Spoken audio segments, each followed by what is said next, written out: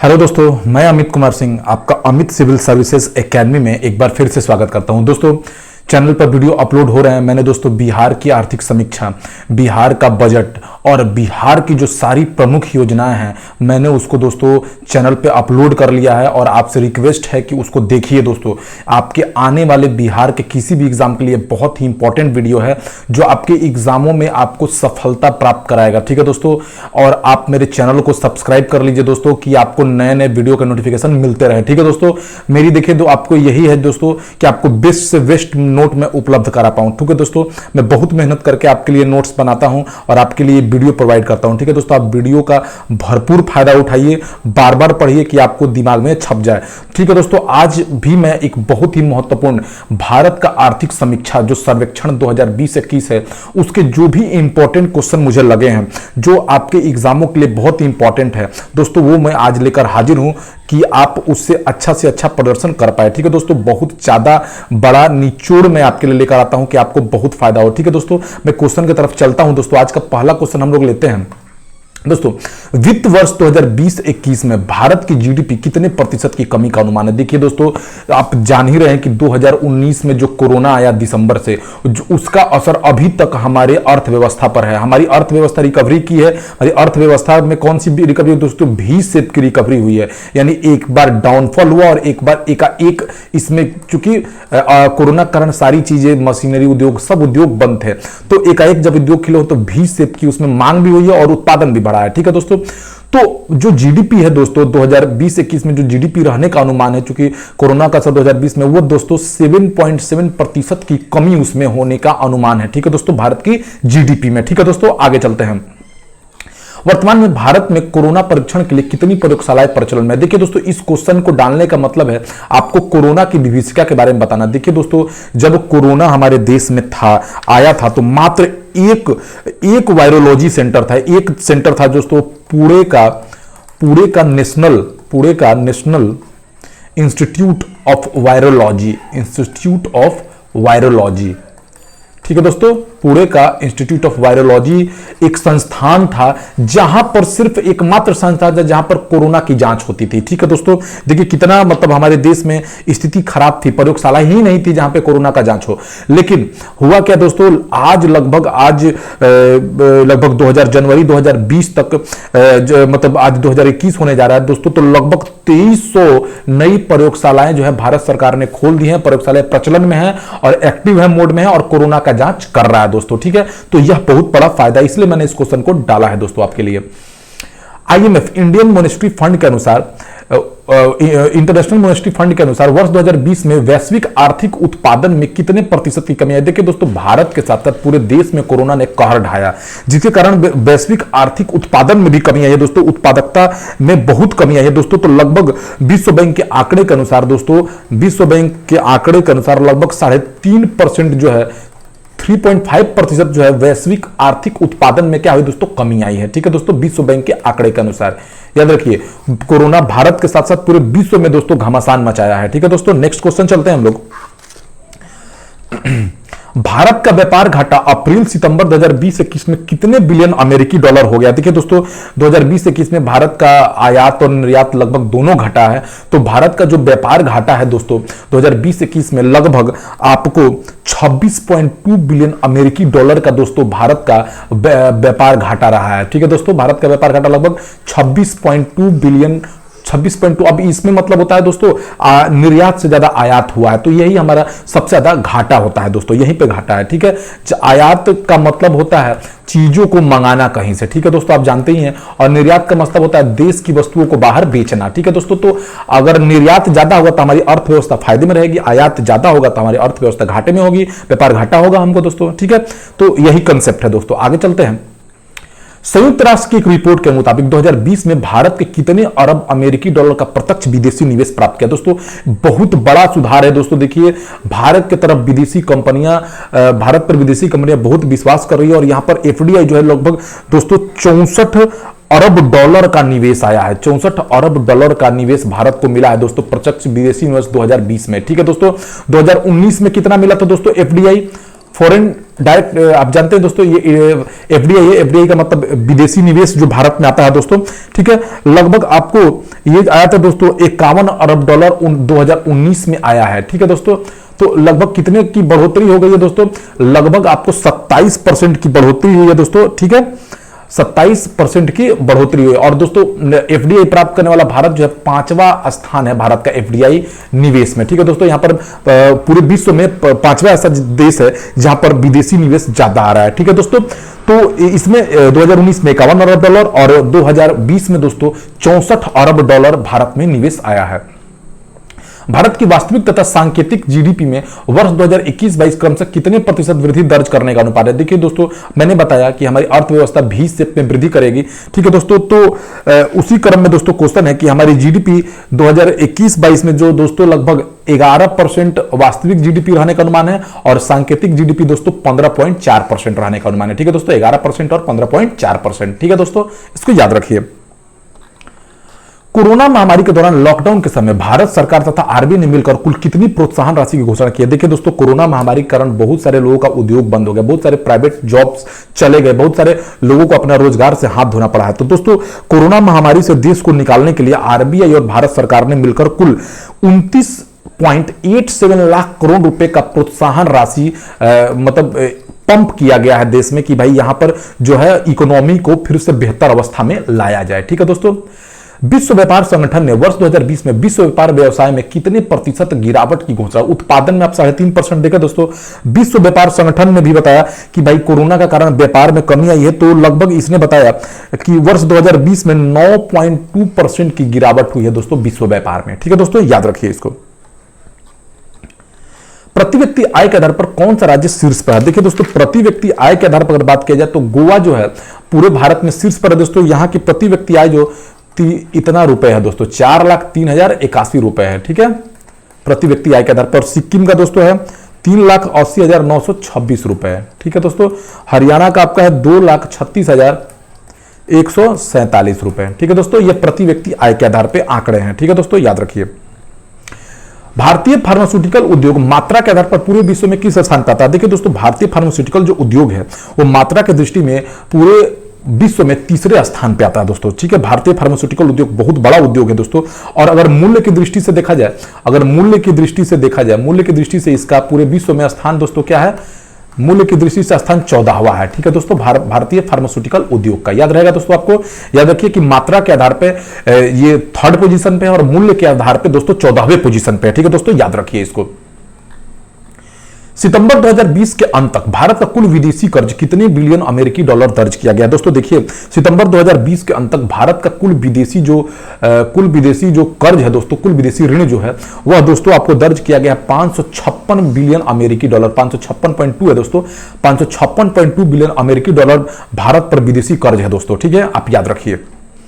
जनवरी 2021 के अंत तक भारत का कुल विदेशी मुद्रा भंडार कितना दर्ज किया गया है? दोस्तों देखिए, जनवरी 2021 के अंत तक भारत का कुल विदेशी मुद्रा जो भंडार है दोस्तों, वह जो आपको दर्ज किया गया है दोस्तों, लगभग आपको 586 बिलियन अमेरिकी डॉलर दर्ज किया गया है दोस्तों, भारत का कुल विदेशी भंडार, ठीक है दोस्तों। मुद्रा भंडार भारत के पास है 586 बिलियन अमेरिकी डॉलर। बहुत इंपॉर्टेंट क्वेश्चन है दोस्तों।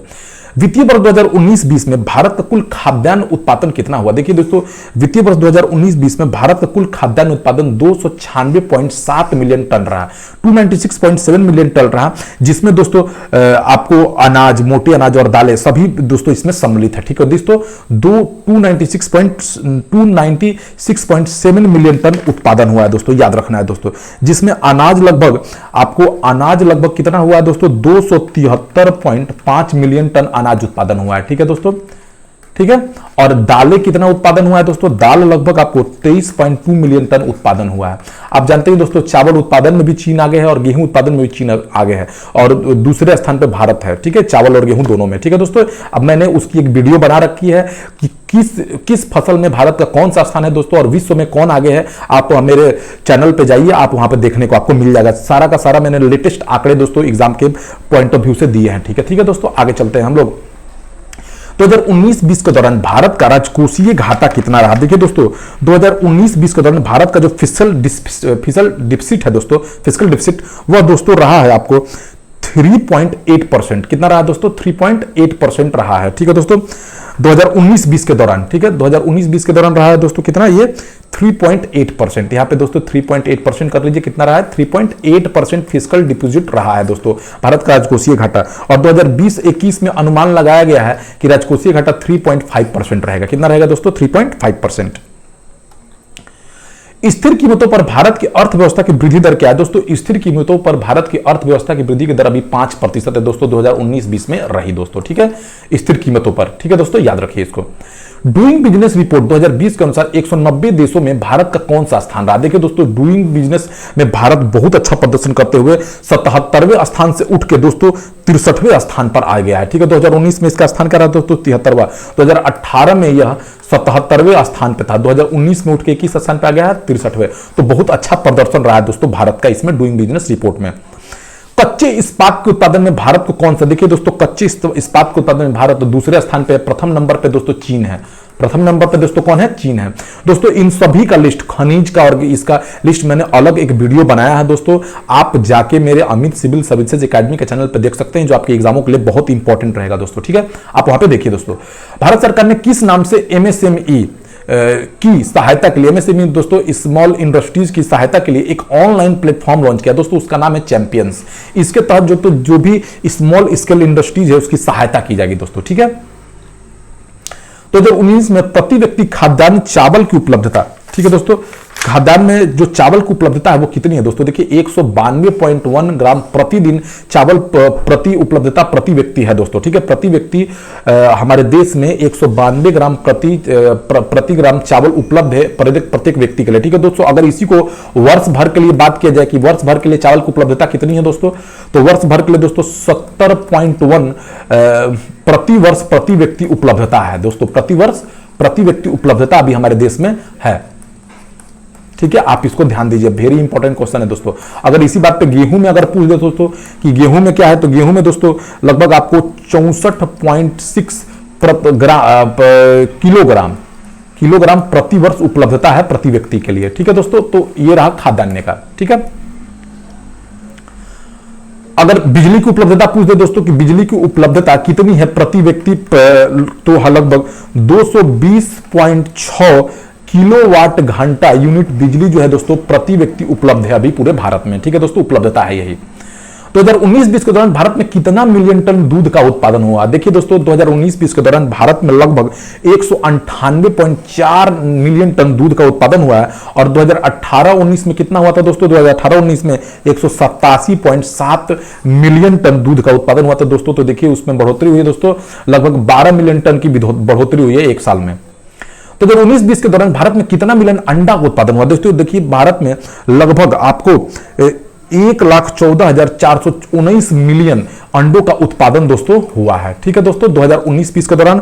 और 2018-19 के दौरान कितना हुआ है दोस्तों? 1,03,018 हुआ है दोस्तों, 1,03,318। ठीक है दोस्तों, याद रखिए।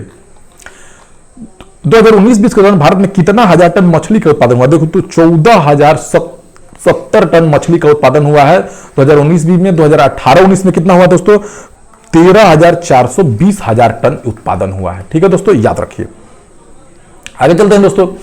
2019-20 में भारत की कुल विद्युत आपूर्ति स्थापित संयंत्र क्षमता दोस्तों, मैंने हमारे देश में कितना बिजली उत्पादन करने का क्षमता है दोस्तों, आप जानते हैं दोस्तों।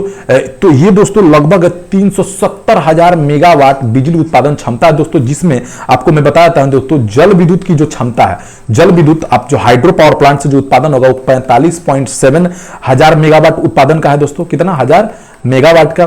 ठीक है दोस्तों, तापीय प्लस नवीकरणीय ऊर्जा का जो है दोस्तों वो कितना है दोस्तों? नवीकरणीय ऊर्जा का जो है वह दोस्तों 317.6 हजार मेगावाट है। ठीक है दोस्तों, और नाभिकीय ऊर्जा जो है दोस्तों वो कितना है? नाभिकीय ऊर्जा जो है दोस्तों वो है आपको 6.8 हजार मेगावाट। ठीक है दोस्तों, इतना उत्पादन क्षमता भी हमारे देश में है दोस्तों। ठीक है, याद रखिए। ठीक है दोस्तों, अगर पूछा जाए कि कितना बिजली उत्पादन हो रहा है अभी, तो दोस्तों हमारे यहाँ कुल उत्पादन जो 2019-20 में हुआ है दोस्तों, 2019-20 में जो कुल बिजली उत्पादन हुआ है, कुल उत्पादित जो बिजली है दोस्तों, अगर वो पूछ दे कितना उत्पादित हुआ है बिजली दोस्तों, मैं आपको बता देता हूं। वो लगभग दोस्तों आपको हुआ 1383.5 किलोवाट बिजली का उत्पादन हुआ है दोस्तों, ठीक है। 1383.5 बिलियन यूनिट का उत्पादन हुआ है दोस्तों, ठीक है। 1383.5 बिलियन यूनिट उत्पादन हुआ है बिजली, ठीक है दोस्तों, याद रखिए। 2019 के आंकड़ों के अनुसार भारत में प्रति व्यक्ति बिजली की खपत कितनी है दोस्तों? 1181 किलोवाट बिजली की खपत है दोस्तों पूरे भारत भर में दोस्तों। और बिजली की खपत में सबसे ज्यादा आगे है दादर और नागर हवेली। कौन आगे है दोस्तों? दादर तथा नागर हवेली। दादर और नागर हवेली का जो प्रति व्यक्ति जो है दोस्तों 19,179 किलोवाट प्रति व्यक्ति खपत है दोस्तों। गुजरात में प्रति व्यक्ति खपत कितना है दोस्तों? 2,378 किलोवाट प्रति व्यक्ति खपत है दोस्तों, ठीक है। तो यह देखिए कुछ आंकड़े रहे। और बिहार की अगर बात की जाए तो 332 किलोवाट। बिहार और आसाम सबसे पीछे हैं दोस्तों बिजली खपत में पूरे भारत में, ठीक है दोस्तों, याद रखिए इसको। 2019-20 में भारत ने सबसे अधिक किस वस्तु का आयात किया दोस्तों? कच्चा तेल का सबसे ज्यादा भारत ने आयात किया है दोस्तों। भारत अपने कच्चा तेल का जो जरूरत है उसका 17% ही दोस्तों उत्पादन कर पाता है, ठीक है दोस्तों। 83% दोस्तों ये क्या करता है? आयात करता है। तो कच्चा तेल पेट्रोलियम जो सामान है वो सबसे ज्यादा आयातित करता है भारत। और सबसे ज्यादा अगर पूरा भारत पूरे विश्व में भारत के सबसे बड़े आयातक देश कौन कौन से दोस्तों जहां से ये आयात करता है? तो देखिए दोस्तों भारत के 5 बड़े आयातक देश कौन कौन से हैं जहां से ये आयात करता है दोस्तों? चाइना, ठीक है दोस्तों। भारत के चाइना से सबसे ज्यादा भारत का आयात होता है दोस्तों। फिर अमेरिका है दोस्तों, वहां से दूसरे नंबर पे है। तीसरे नंबर पे दोस्तों आपको कौन है? संयुक्त अरब अमीरात है दोस्तों। भारत का आयातक देशों में संयुक्त अरब अमीरात है। फिर कौन से दोस्तों है? यूएई है दोस्तों। कौन है? सऊदी अरब है। हांगकांग और कौन है दोस्तों? सऊदी अरब है। ये भारत के क्या हो गए दोस्तों? ये भारत के सबसे बड़े आयातक देश हो गए। और भारत अगर पूछा जाए कि दोस्तों किस चीज का निर्यात करता है सबसे अधिक, तो दोस्तों निर्यात में अगर बात किया जाए तो आपको कृषि वस्तुएं, ठीक है दोस्तों, कृषि वस्तुएं और रत्न और आभूषण का निर्यात भारत करता है दोस्तों, ठीक है, रत्न और आभूषण। और सबसे बड़ा निर्यातक देश भारत का कौन कौन सा दोस्तों? ये भी याद रख लीजिए। तो सबसे बड़ा निर्यातक देश भारत के साथ है दोस्तों अमेरिका। अमेरिका भारत को सबसे ज्यादा निर्यात करता है।